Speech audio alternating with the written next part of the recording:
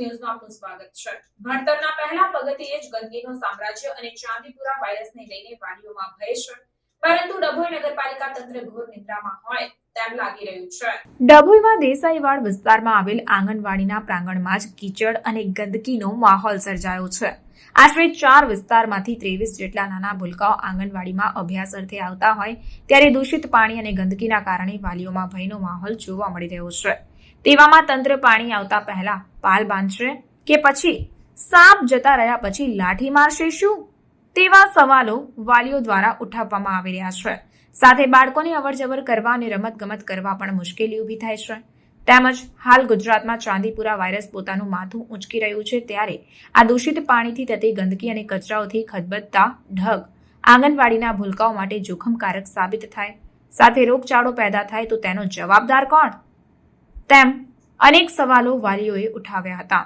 લાગતા વળગતા તંત્ર દ્વારા નાના ભૂલકાઓનું ભવિષ્ય ધ્યાને રાખી સાફ સફાઈ કરાવે તેવી વાલીઓ દ્વારા માંગ ઉઠવા પામી છે। ડભોઈના દેસાઈયાર્ડ વિસ્તારમાં આવેલી આંગણવાડી નંદઘર બહાર ગંદકીના દ્રશ્યો। આંગણવાડી નંદઘરમાં 23 જેટલા બાળકો અભ્યાસ મેળવે છે, ત્યારે ગંદકી અને દૂષિત પાણી ભરાયેલા જોવા મળ્યા હતા। તેમજ ગંદકીના કારણે વાલીઓ અને બાળકોને આંગણવાડી મોકલવા અંગે ચિંતા અનુભવે છે।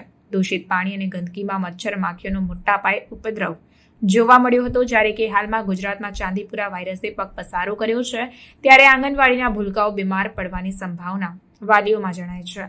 વાલીઓએ જણાવ્યું કે બાળકો રોગચાળાના ભરડામાં સપડાય તો જવાબદાર કોણ? વારંવાર રજૂઆત કરવા છતાં નગરપાલિકા તંત્ર અને ICDS વિભાગ નિંદ્રાધીન ગંભીર રોગચાળો આંગણવાડીના ભૂલકાઓને બાનમાં લે તે પહેલા લાગતા વળગતા તંત્ર સક્રિયતા દાખવે તે જરૂરી છે। ડભોઈ નગરપાલિકાના સત્તાધીશો માત્ર ફોટા પડાવવામાં રસ હોય તેવું લાગી રહ્યું છે, ત્યારે વારંવાર રજૂઆત કરવા છતાં પણ આંગણવાડી પાસેના કચરાનો કોઈ નિકાલ આવતો નથી, જેને લઈ ક્રોધે ભરેલા વાલીઓ અને સંચાલિકાઓ મીડિયા સમક્ષ પોતાનો રોષ ઠાલવ્યો હતો। એક તરફ વિદ્યાર્થીઓને ભણશે ગુજરાત, આગળ વધશે ગુજરાત એ સૂત્ર માત્ર કાગળ પર સારું લાગે છે। શું તંત્ર જાગશે કે પછી ચાંદીપુરા વાયરસ ફેલાવવાની વાટ જોઈ રહ્યું છે, તે પણ ચર્ચાનો વિષય છે। Reporter Sarfaraz Pathan, secular Gujarat news, Dabhoi. અહીંયા રેલવે સ્ટેશન આગળ દેસીયાળમાં આંગણવાડી આવેલી છે, તો આ આંગણવાડીની આજુબાજુ બહુ જ ગંદકી થઈ ગઈ છે અને અમે નગરપાલિકામાં રજૂઆત કરીએ છીએ। જે આવે છે અને થોડું કચરો આમથી આમ કરીને ભરીને લઈ જાય છે અને અહીંયા આગળ બહુ જ ગંદકી અતિ એવાની એવી થઈ જાય છે પાછી। તો અહીંયા અમારે આંગણવાડીમાં 23 બાળકો આવે છે, જે બાળકો ગંદકીને લીધે વાલીએ મોકલતા નહીં। જે એવું કહે છે કે અહીંયા બહુ ગંદકી છે એટલે મચ્છર છે અને બહાર અમે રમવા બી કાઢતા નહીં બાળકોને, અને વાલી એવું કહે છે કે ગંદકી બહુ છે એટલે અમે બાળકોને નથી મોકલતા। તો એવું કહે છે કે ગંદકી તમે કંઈક કરો એમ, એટલે એવું કહે છે કે આ ગંદકી તમે હટાવો પહેલાં, પછી અમે બાળકોને આંગણવાડી પર મોકલીએ। જે બહાર બી એટલી બધી ગંદકી છે અને મચ્છર બી એટલા બધા છે અને ઝાડખા બધા છે, બહુ ઝાડવા ઉગી ગયા છે, એટલી બધી ગંદકી છે।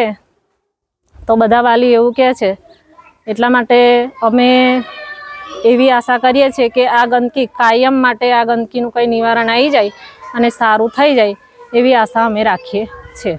વસાઈવાલી જીન દેસાઈયાર્ડ રેલવે સ્ટેશન પાસે જે આંગણવાડી આવેલી છે ત્યાં કચરો બહુ બધો થઈ ગયો છે। 5-10 મિનિટ વરસાદ પડે તો પણ પાણી બહુ બધું ભરાઈ જાય છે, તેના કારણે મચ્છર થાય છે અને જે નવો વાયરસ આવ્યો છે તેના કારણે જે પણ બીમારી થશે તે અમારા છોકરાઓને થશે, તેનું જવાબદાર કોણ રહેશે? અમે આંગણવાડીવાળા બેનને રજૂઆત કરી છે, પણ એ એવું કહે છે કે આવી જશે। કેટલી વાર કહીએ છીએ તો પણ એ એક જ રિપ્લાય કરે છે કે આવી જશે। ક્યારે આવશે અને ક્યારે પગલાં લેવામાં આવશે તેના બદલ? અને જે નવો વાયરસ આવ્યો છે તે વાયરસ અમારા છોકરાઓને થશે તેનું જવાબદાર કોણ રહેશે? અને 4-5 વિસ્તારમાં જે પણ થયું, આંગણવાડી આવેલી છે, 4-5 વિસ્તારના છોકરાઓ આવે છે, એના કારણે અમે રજૂઆત કરીએ છીએ કે અહીંયા સાફ સફાઈ કરે। અને મચ્છરો બહુ બધા થઈ ગયા છે, પાણી ભરાઈ ગયું છે, ઝાડ ઝાકળ થઈ ગયા છે, કચરો પણ અહીંયા જ નાખે છે લોકો, તેના માટે અમે રજૂઆત કરીએ છીએ કે અહીંયા સાફ સફાઈ કરાવો। તમે આંગણવાડી બહેનોને રજૂઆત કરી છે? હા, અમે આંગણવાડી બહેનોને રજૂઆત કેટલી વાર કરી છે, એ એક જ રિપ્લાય કરે છે કે આવી જશે। અહીંયા ક્યારે આવશે અને ક્યારે સાફ સફાઈ કરશે? અહીંયાના છોકરાઓને કેટલી તકલીફ પડે છે આવવા જવામાં। અહીંયા બહાર રમે છે એ લોકો, અહીંયા રમે છે ત્યાં કાદવ કીચડ બહુ બધું થઈ ગયું છે, પાણી પણ ભરાઈ ગયું છે. તેના માટે અમે રજૂઆત કરીએ છીએ. મોહરી ભાગોળ બહાર આવેલ દેસાઈયાળ વિસ્તાર, જ્યાં નંદઘર આંગણવાડી આવેલી છે, જ્યાં 4 વિસ્તારના છોકરાઓ અભ્યાસ માટે આવતા હોય છે. સોનેશ્વર પાર્ક, વસાઈવાલા જીન, ઈદગાહ અને દેસાઈયાળ. આ વિસ્તારમાં આંગણવાડીની બિલકુલ બહાર કચરો અને ગંદકી હોવાના કારણે મચ્છરોનો અભાવ થઈ રહેલ છે. મચ્છરો વધી રહ્યા છે. બાળકો અંદર ભણવા આવે છે. બહેનોને વાલીઓએ વારંવાર કમ્પ્લેન કરી.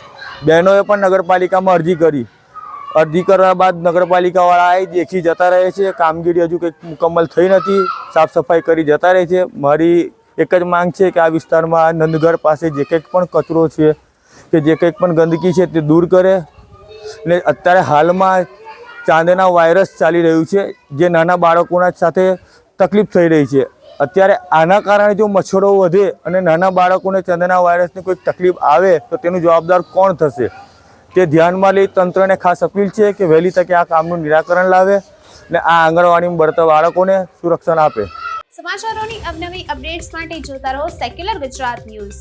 સાથે સેક્યુલર ગુજરાત ન્યૂઝ ચેનલને લાઇક, શેર અને સબસ્ક્રાઇબ કરો અને બેલ આઇકોન દબાવીને સમાચારોની ઝડપી માહિતી મેળવો.